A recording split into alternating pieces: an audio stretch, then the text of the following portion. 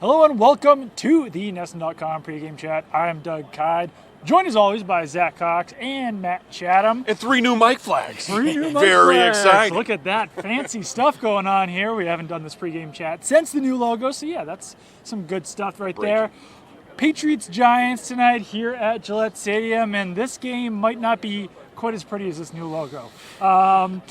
Giants are going to be missing running back Saquon Barkley. They're missing wide receiver Sterling Shepard. They're missing tight end Evan Ingram. And they're even missing their backup running back, Wayne Gallman. Who played well. Yeah, who played pretty decently last week filling in for Saquon Barkley. So I don't know. I guess the question here is, how do the Giants even move the ball in this game? They've got rookie quarterback Daniel Jones who's playing pretty well, but outside of that, he has really no help whatsoever in this game going up against the best defense in the NFL. It's not a good combination here. If you could take a combination of the Bills offense as we saw it and the Jets offense as we saw it earlier this year, because at least in the Giants scenario, they get the quarterback they want, right? So that's sort of the Bills. That's the Josh Allen component to this. They get the guy they want to work with for this evening.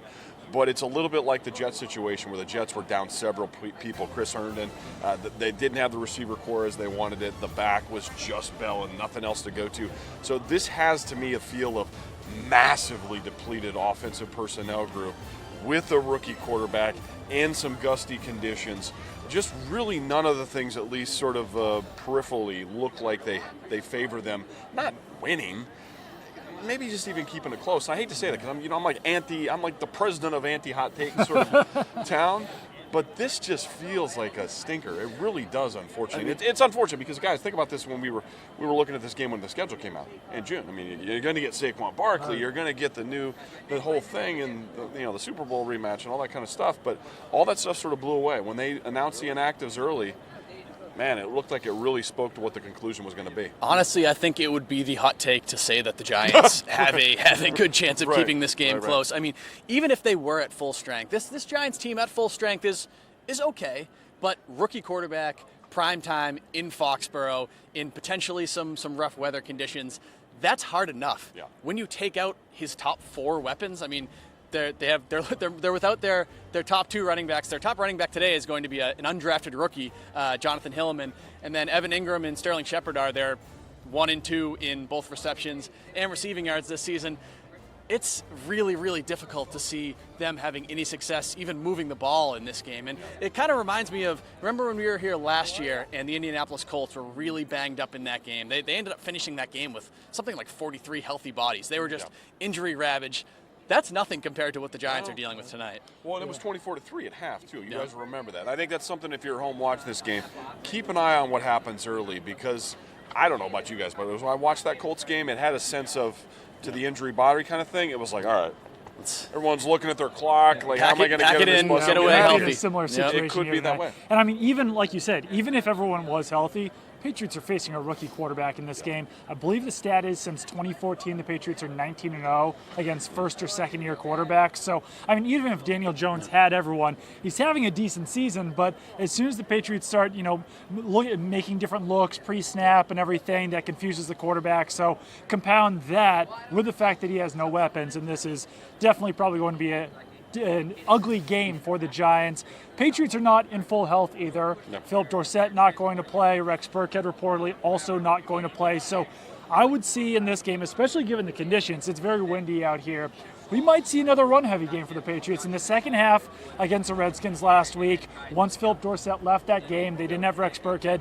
They shifted very heavily to a heavy Sony Michel game where they were having 2 tight ends on the field. They had fullback Jakob Johnson on the field.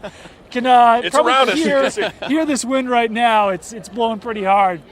So I would imagine that that's probably going to be something similar. They can't really go to those pony 2 running back sets because Rex Burkhead isn't on the field. They probably won't go very heavy with 3 wide receivers because that guy would be Jacoby Myers, who really hasn't done so much this season as a rookie so far. So that's what I would expect in this game. Obviously, Tom Brady can throw in the wind better than anyone, but if you've got Sony Michel and if you can go heavy, that probably makes a little bit more sense. It does. The thing that I'm curious, though, is in games where that's been the case, it's almost like they want to migrate to the run game. They know that you'll net out with a really high percentage of runs relative to other games, but there's sometimes those early drive, maybe the first skip a drive, come to the third, where they need to go empty, Right. keep you honest, and then really get the lead so you can migrate back to what you want to do, which is to shorten the game, run it out. And I think what makes this so difficult, and this is really, you know, if you've been watching the pregame chat throughout the season so far, we've hit on this point quite a bit. It's equally relevant again this week. This is a team that you do not want to trail against. And I think that leads your decision about how much you're able to run or what kind of things you choose. Think about this. It's really just the stuff we've already been talking about. The idea that it would be Daniel Jones in a trailing situation, down a score or two, with the conditions whipping, without a single guy on the field that a Patriots defender couldn't one-on-one. It's not that they're not good pros, and I don't want to devolve into sort of knocking them because we don't know their names well. They're just not terribly experienced, and there's not a lot of production in their past. So think of this. You got your Jonathan Jones, you got your Jason McCourty's, you got Gilmore, you got these guys that really can one-on-one just about anyone that they're going to see on their schedule throughout the year. We may get to the OBJ game with Cleveland before we find a receiver who's going to need help. So I think the bigger issue here is that they can play you straight across. And if they can play you straight across with the rookie quarterback and the inability to press the ball to certain parts of the field because there's a tornado outside, I mean, maybe they're taking a knee in the middle of the third quarter. That's hyperbole. That was a hot take. I take that back. I take that back. To your point, I wouldn't be surprised if they do kind of have a similar strategy to what they had in Washington last week, where they came out pretty pass heavy and then shifted to the run in the second half. Maybe they'll shift a little bit earlier tonight, just because this Giants team is not very good at defending those heavier personnel packages that the Patriots really used to great effect last season and used pretty well in the second half of that Washington game. So I do think you will see a lot of two tight ends. You'll see a lot of Jakob Johnson in this game, because if the Patriots go more wide receivers, that means more playing time for Jacoby Myers, and I really don't think Tom Brady has much faith in Jacoby Myers at this point in his career. He's a young guy. Just with the comments that Tom Brady's had about the young players, it just doesn't seem like he's all that confident in those players just yet. And who knows how confident the coaching staff even is in those players. So I do think it's to their go for it. To be fair, Tom Brady also has not shown much confidence in those tight ends that we're talking True. about. I don't expect him to throw the ball to them all that often, but I do think they'll be out there run blocking. You know the importance of that, though, guys, in my view, is that Jacoby falls in, even in a game like this where Dorsett's gone, you're talking about the third role, right? You're talking about the third role in the receiver group, which is independent of the back group, and we know James White's really the third receiver, right? Or maybe the second, depending on a target week. So, you know, Jacoby just needs to catch 2 balls a game to really kick in. And same with the tight ends. We saw it a week ago. The first scoring drive against the Redskins, the ones that moved it down the field, it's an Izzo ball and then a Lacoste ball, and they're outlet throws. It's not.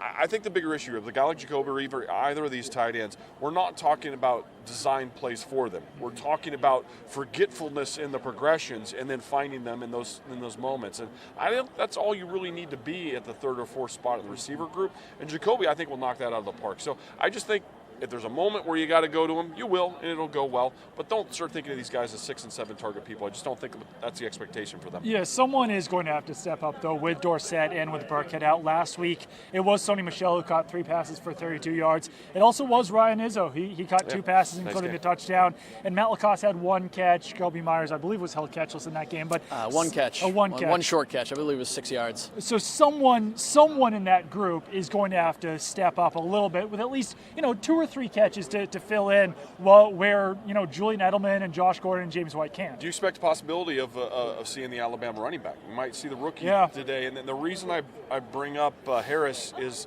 the possibility that if you feel a little light there, or you feel like your faith doesn't go deep enough to go into 4 receiver sets, you just say, you know what, James White, you are a receiver today. Right. And if James is a receiver and you feel like Sony in the backfield, or they may even be interchangeable at times, James stays in the back and Sony pops out, you're going to need the third guy up. And the one thing that always screws people up, especially if you're doing this with fantasy football and things like that, is they have a lot of faith in Brandon Bolden. We've seen Brandon Bolden packages week after week after week. He's the only scorer in the Buffalo game. So you always have to keep it in mind that they will do the unexpected. Yeah, for sure. I think that's one thing that has kept Damian Harris out of games. Everyone's talking about Sony Michel and James White and Rex Burkhead. But the fact that they do use Brandon Bolden on offense, that's probably the role that Damian Harris – it's not the exact role that Damian Harris would have, because Brandon Bolden has a little bit more versatility out of the passing game, at least at this point in their careers. Yeah. But, I mean – I think there's a chance we see Damian Harris in this game. You saw Jawan Williams, Patriots rookie cornerback, doing sprints before that game. That usually indicates that he would not be up for this game. Last week he played and Damian Harris didn't, so maybe that gets reversed this week. This does seem like a good week to get Damian Harris a little bit of playing time too. I feel like with a guy, if they're expecting him to have kind of any sort of role at all moving forward this season, you're probably going to want to mix him in a little bit before the schedule gets a lot tougher in that second half of the season. So this game would be a smart game to get him in if they feel like he's ready. Here's a mild tease. I won't give it completely away. We always wait for that stuff at the end of the show. But imagine a scenario where it feels Colts game-esque, the Thursday night game from a year ago, first half. I think this is when the scenarios you're talking about start to kick in more. You go a series or two into the third quarter, and just as the Giants, I believe this is sort of my thought on why a lot of these inactivations happen. Saquon Barkley was awful close to playing. If this is a Sunday game, I think he possibly plays.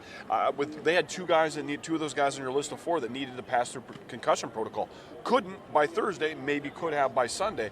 I think the Patriots treat this a little the same way. They didn't have those impending issues, but if you get clearance and you get into the second half, the last thing you want is an injury in one of these damn games. So the idea of getting to potentially say some Stidham, and we've seen that now. Belichick has shown his willingness to give him a couple series, right? And so if these guys are going to be active and part of the game day roster, and this game is so goofy and weird relative to the other 15 on your schedule, maybe we do see some different things tonight. And to that point as well, don't be surprised if the game does go the way that we're expecting it to go and it gets kind of lopsided by the second half. Don't be surprised if they pull out Julian Edelman, maybe pull out Josh Gordon a little bit earlier than they might, just because both of them are still dealing with those injuries. Let's talk about the Patriots' offensive line a little bit right now. Patriots went into last week's game only allowing 4 sacks. Then they allowed 4 sacks against the Washington Redskins. So this is a group that is probably showing small improvements, but it's not making those drastic improvements that we might have expected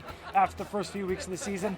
I'm personally not that worried about the group because they do have Isaiah Wynn coming back. Everyone's constantly asking me if the Patriots will try to acquire some sort of offensive line help before the trade deadline, and since they've got Wynn coming back, I really don't see the point. I think that Marshall Newhouse is doing a good enough job where they can kind of weather that storm until Wynn comes back in Week 11.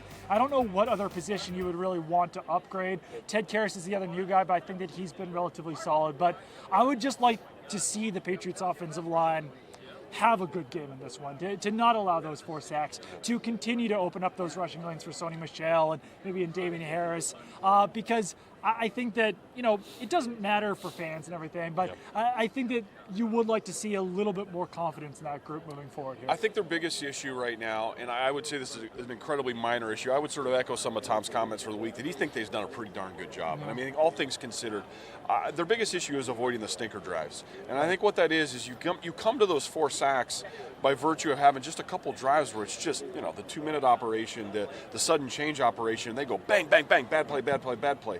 But the breadth of the entire game, the 45 times he drops back, by and large, he's clean, right? So I think their biggest issue is just, missing on a game pickup from here or there. But then 9 out of 10 times, they're actually hitting on it. So I think they have to be awful proud considering the fact that they had 2 switch outs and they're still able to be a 33-point offense and all those kinds of things.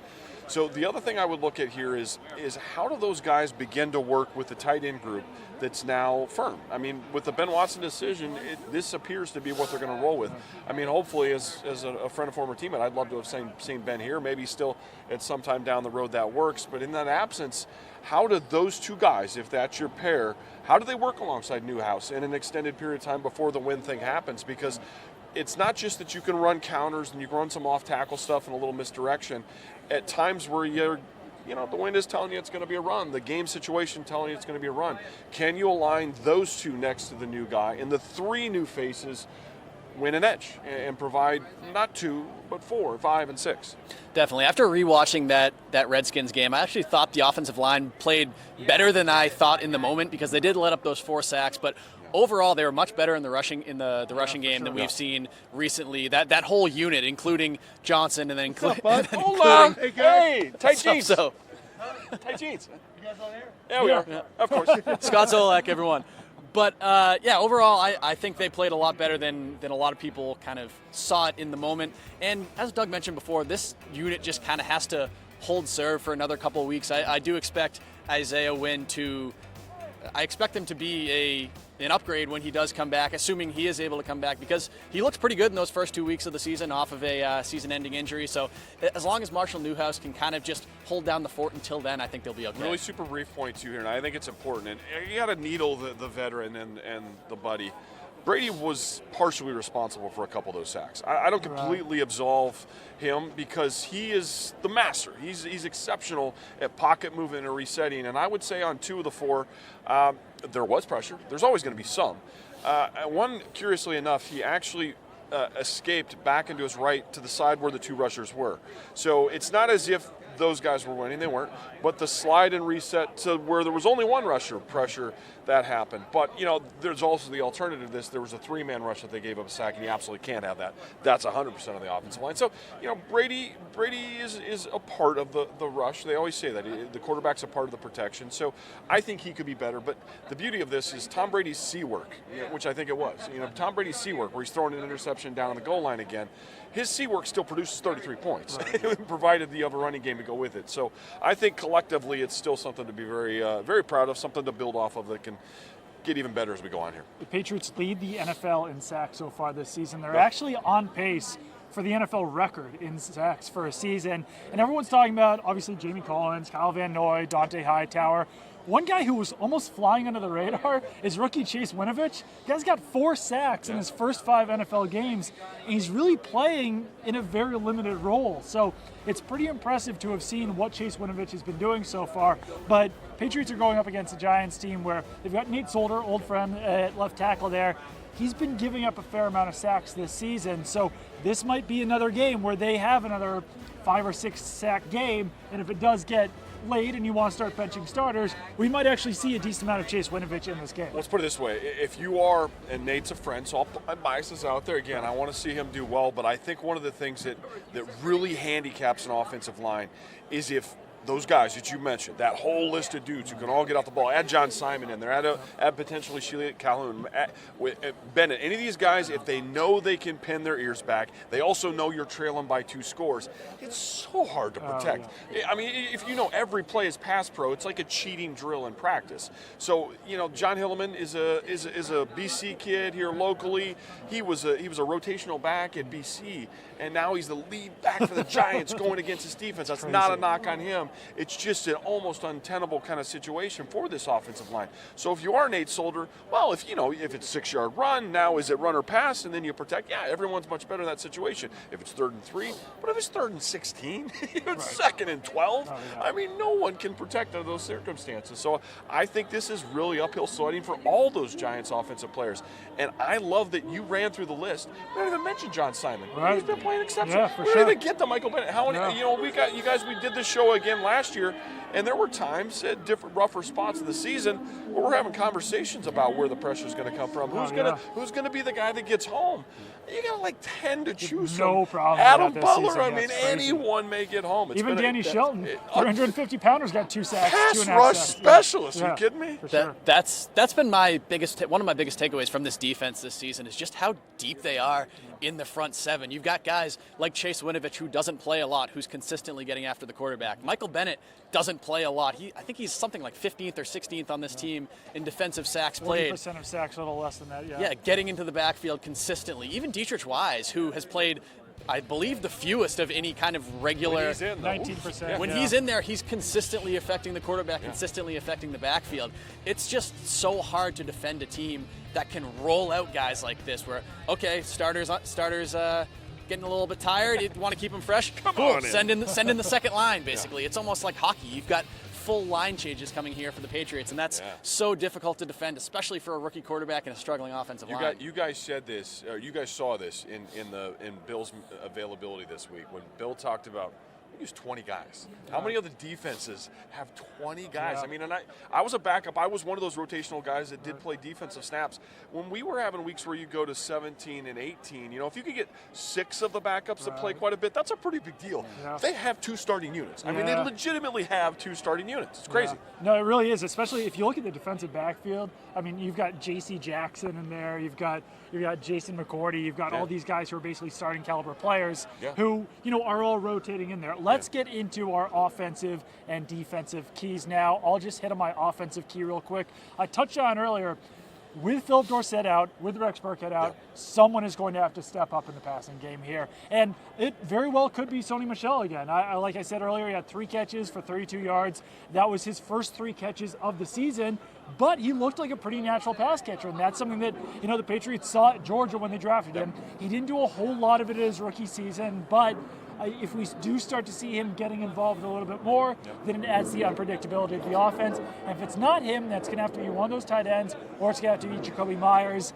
I'm excited to see who it is, because I do think that there's a potential with all of those players. Obviously, there is with Sony Michel, but I'm just talking as a pass catcher. And I mean, Jacoby Myers had a fantastic summer. I would like to see him get a little bit more involved than Ryan Izzo and Matt Lacoste.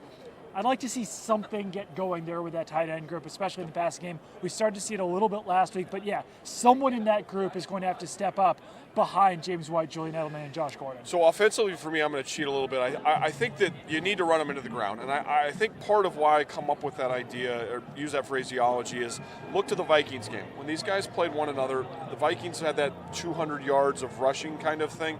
And that kind of set off the whole Kirk Cousins sort of thing about, or not, it was Thielen that was giving a little action back to them. We're not always going to have 200. Well, who was the opponent? It's these guys. And I think it's really important to know that they've had an issue with something that you're going to want to press because of the conditions and the other stuff going on with them. I just think there's so much that this offense can do to hurt that particular defense. But if that's on the platter for you and take it, it just has the kind of feel of kind of game that could get camped in.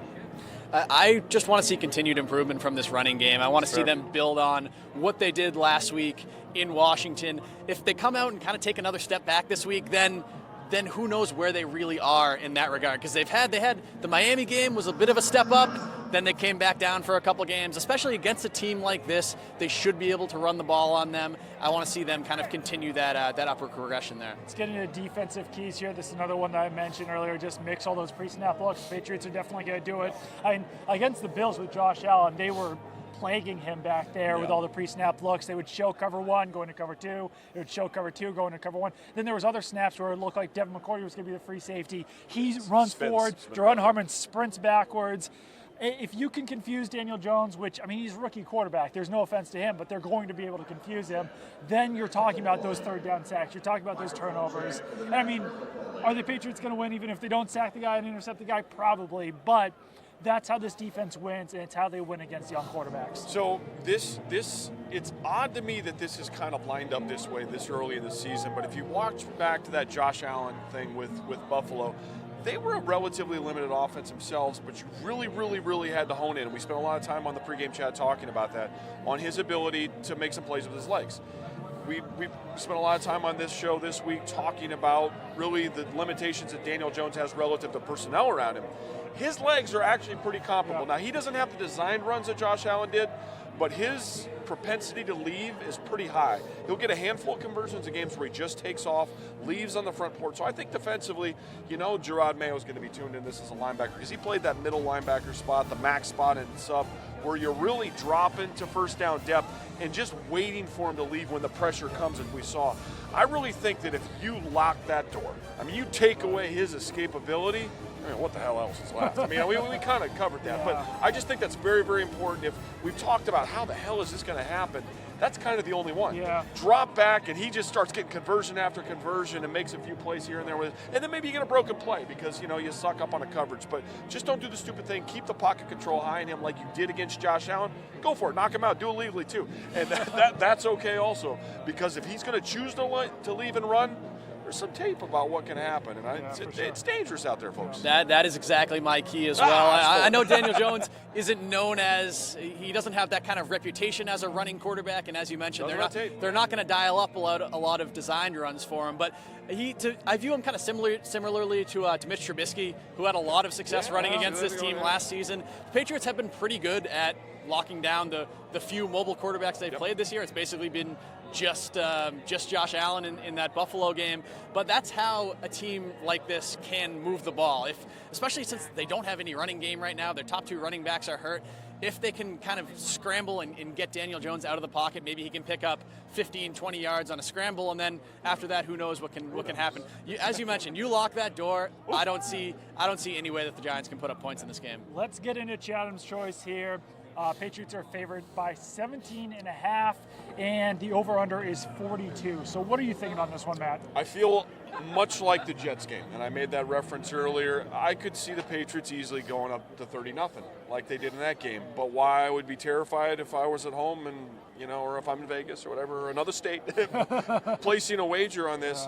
The 17.5 gets terrifying if they jump up to that number, and then you go to some Stidham series or some young guy series, and then you have a bad beat conversation at the end of this thing, and we don't want to do that to you. So I think in games like these, those 42 points look delicious. Those are delicious. 40. Stay underneath that thing. The beauty of 42 in a game like this is the Patriot can still hit on their tendency of 30-ish, and you've got some wiggle room for some of those late ugly scores. So I feel like this is much more of an under game. Play the points, play them low, especially with the conditions. Maybe there's a couple bad drives by both teams. Maybe up and down, and it's a little nasty, and a couple 3 and outs, and next thing you know, you look, the quarter's gone, and there were only 12 points in the first half. I mean, I think this is the safe play on an ugly, weird Thursday night.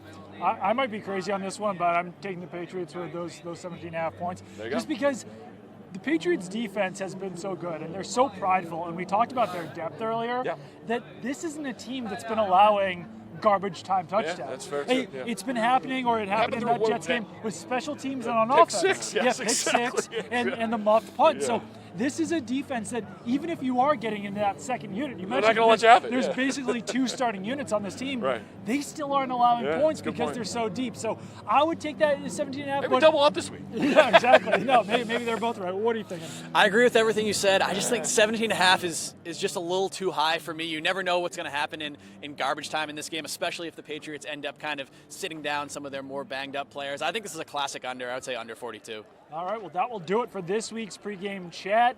I've been Doug Kide. This is Matt Chatham. This is Zach Cox. Keep it on NESN.com for all of your Patriots coverage.